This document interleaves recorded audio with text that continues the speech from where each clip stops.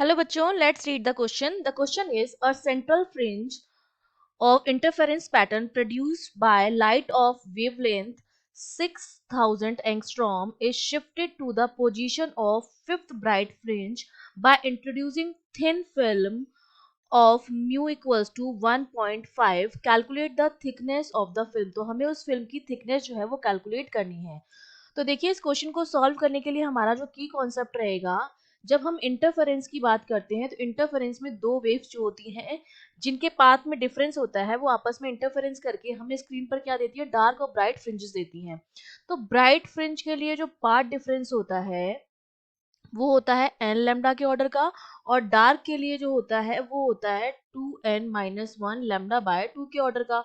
हमारा सेंट्रल पर जो बनता है वो हमारा होता है सेंट्रल मैक्सिमा. ठीक है, सेंट्रल मैक्सिमा का मतलब है कि वो मेरा क्या है, ब्राइट फ्रिंज है.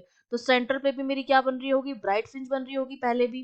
अब उन्होंने क्या किया है, उसके रास्ते में एक रख दिया है. जैसे ये यहाँ पर सपोज मैंने डबल स्लिट एक्सपेरिमेंट की बात कर रही हूँ, ये S1 है, ये S2 है, यहाँ पर सोर्स रखा होगा.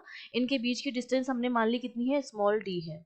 ठीक है, ये स्मॉल d है और ये सोर्स है यहाँ पर, और यहाँ पर स्क्रीन है सपोज.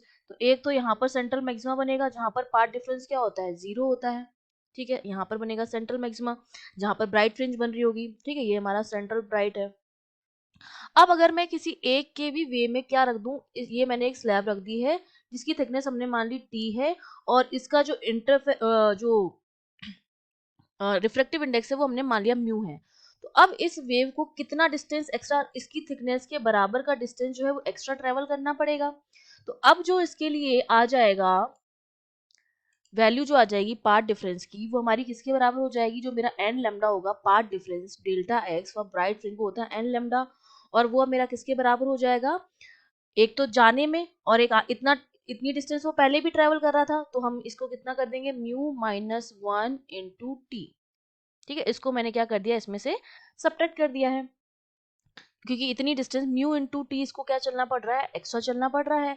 तो यहाँ पर मैंने कर दिया है म्यू माइनस 1 × t, क्योंकि ये वाली डिस्टेंस वो पहले भी ट्रेवल कर रहा था इतनी वाली, बस ये थिकनेस जो है वो अब एक्स्ट्रा आ गई है.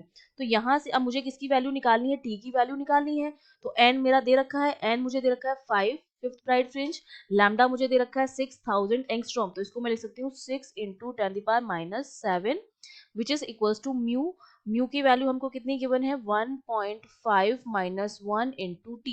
तो यहाँ से जब मैं t कैलकुलेट करूंगी तो ये मेरे पास कितना हो जाएगा, ये मेरे पास हो जाएगा half t which is equals to 5 × 6 × 10⁻⁷. तो यहाँ से जो t की वैल्यू आ जाएगी कैलकुलेट करने पर, वो हमारे पास आ जाएगी t इक्वल्स टू जो हो जाएगा वो आ जाएगा 60 × 10⁻⁷, या इसको मैं लिख सकती हूँ 6 × 10⁻⁶ मीटर. ये हमारे पास क्या आ गई है, थिकनेस आ गई है. ठीक है, और ये हमारा आंसर हो गया. I hope you understood well. All the best.